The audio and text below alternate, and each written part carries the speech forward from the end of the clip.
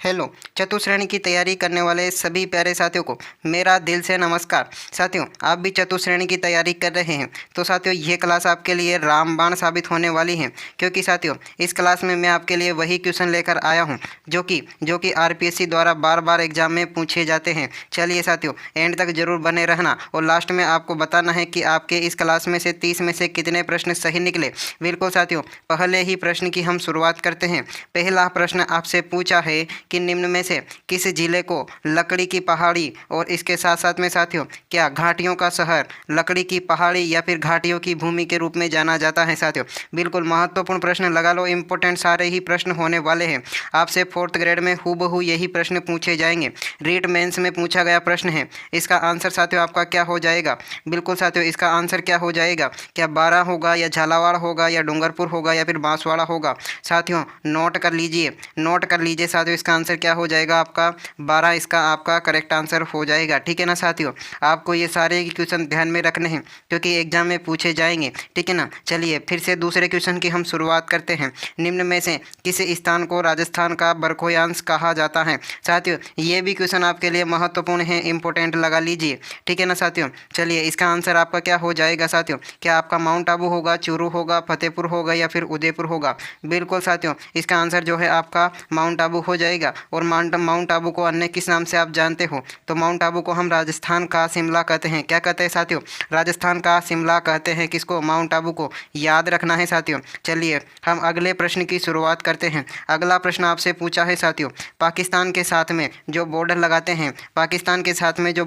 हैं, उस अंतर्राष्ट्रीय सीमा को हम क्या कहते हैं साथियों?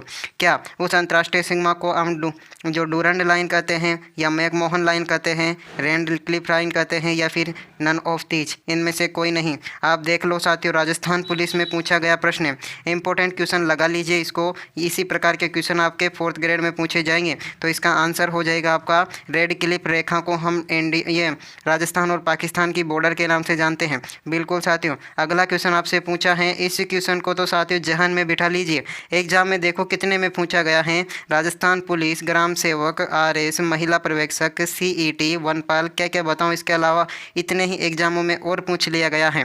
क्वेश्चन है आपका, किस जिले में राष्ट्रीय जीवाश्म उद्यान यानी कि नेशनल वुड फॉसिल पार्क स्थित है? वह कौन सा जिला है साथियों जिसमें जीवाश्म उद्यान स्थित है? क्या बाड़मेर होगा, जैसलमेर होगा, चूरू होगा या फिर सीकर होगा? महत्वपूर्ण प्रश्न लगा लीजिए साथियों, इसका आंसर हो जाएगा आपका जैसलमेर। अभी तक आपके कितने प्रश्न सही निकले कमेंट में जरूर बताना। ठीक है ना साथियों, अगले प्रश्न की हम शुरुआत करते हैं। अगला प्रश्न आपसे पूछा है कि राजस्थान राज्य का कितना भाग मरुस्थल से घिरा हुआ है, यानी कि राजस्थान के कितने प्रतिशत भाग में मरुस्थल क्षेत्र है? बिल्कुल साथियों, महत्वपूर्ण प्रश्न है। सीईटी 12th लेवल में पूछा गया क्वेश्चन है और इसका आंसर क्या होगा साथियों? क्या आधा होगा, 2/3 होगा, 1/3 होगा या फिर 1/4 होगा? बिल्कुल साथियों, महत्वपूर्ण प्रश्न है और इसका आंसर आपका हो जाएगा साथियों 2/3, यानी कि सेकंड ऑप्शन आपका इसमें करेक्ट आंसर हो जाएगा। चलिए अगले क्वेश्चन आपसे पूछा है कि अक्कल खास्ट जीवाश्म पार्क, वही पार्क आगे साथियों बाद में। अब देखो आप उसमें कितने एग्जामों में पूछा था, इसके साथ साथ में आपके सीईटी में पूछा है, फॉरेस्ट गार्ड में पूछा है, एसआई में पूछा है। राजस्थान के कौन से जिले में स्थित है साथियों? अभी मैंने आपको बताया था साथियों, राजस्थान के जैसलमेर जिले में आकलवुड फॉसिल पार्क स्थित है साथियों। बिल्कुल अगला क्वेश्चन आपसे पूछा है, चंद्राकार जो बालू का स्तूप है वह कहाँ पर पाए जाते हैं साथियों? राजस्थान में जो चंद्राकार बालू का स्तूप है वो कहाँ पर पाए जाते हैं साथियों? इस प्रकार के होते हैं, कहाँ पर पाए जाते हैं साथियों? क्या उनका नाम क्या है साथियों? उन्हें क्या कहते हैं जो चंद्राकार बालू का स्तूप है? क्या सीप कहते हैं, बरखान कहते हैं, लोनेट कहते हैं या फिर सब्र काफीज कहते हैं? साथियों इसका करेक्ट आंसर आपका क्या हो जाएगा और आपको कमेंट में बताना है कि ये कहाँ पर पाए जाते हैं। इसका आंसर हो जाएगा साथियों आपका बरखान। सेकेंड ऑप्शन इसका करेक्ट आंसर हो जाएगा। कहाँ पर पाए जाते हैं ये कमेंट में आपको बताना है।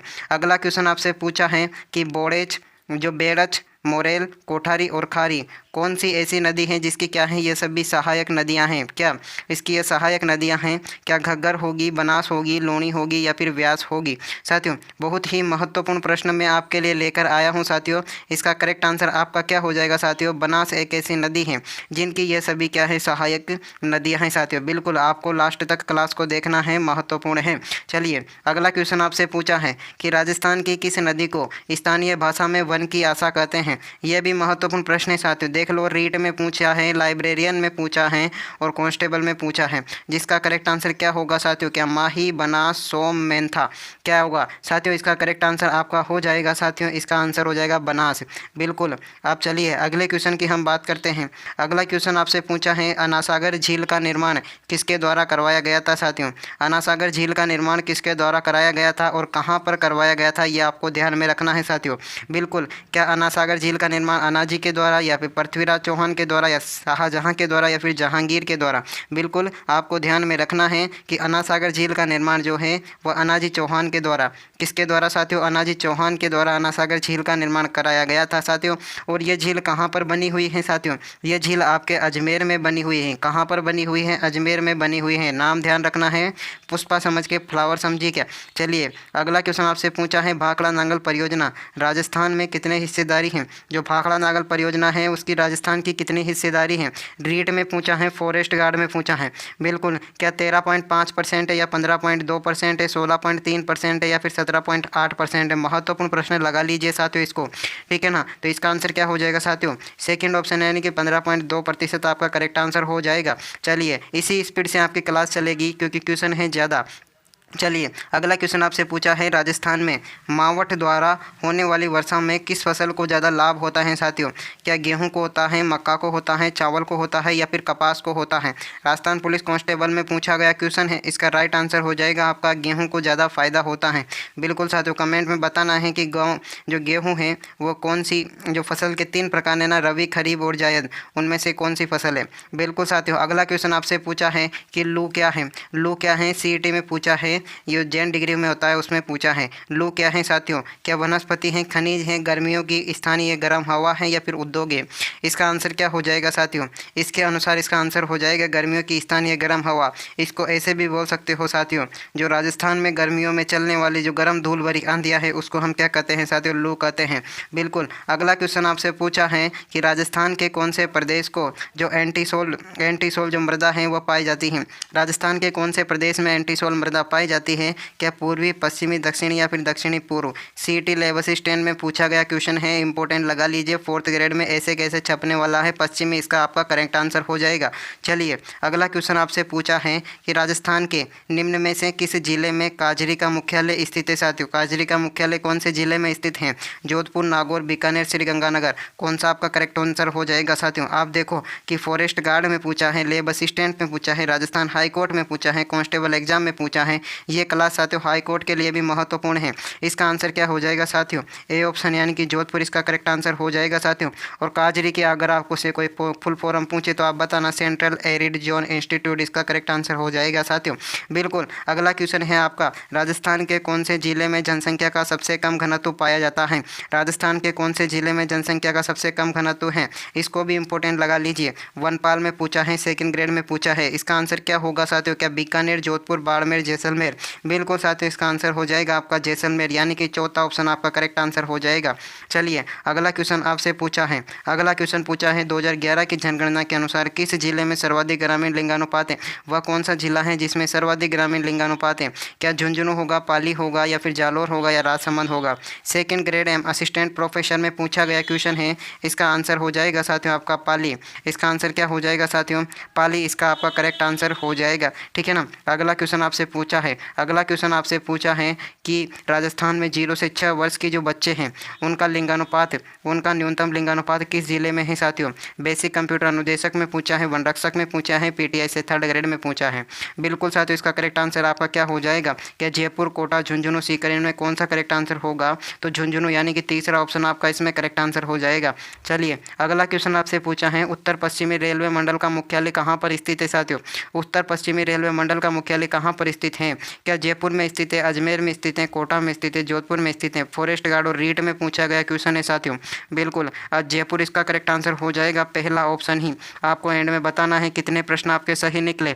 चलिए अगले क्वेश्चन की हम बात करते हैं। अगला क्वेश्चन आपसे पूछा है, रातनवाड़ा का जो हवाई अड्डा है वह कहाँ पर स्थित है साथियों? रातनवाड़ा का हवाई अड्डा कहाँ पर स्थित है साथियों? क्या जयपुर में है, उदयपुर में है, जोधपुर में है या फिर बीकानेर में है? सीईटी में पूछा गया क्वेश्चन है और इसका आंसर हो जाएगा आपका तीसरा, यानी कि जोधपुर इसका करेक्ट आंसर हो जाएगा।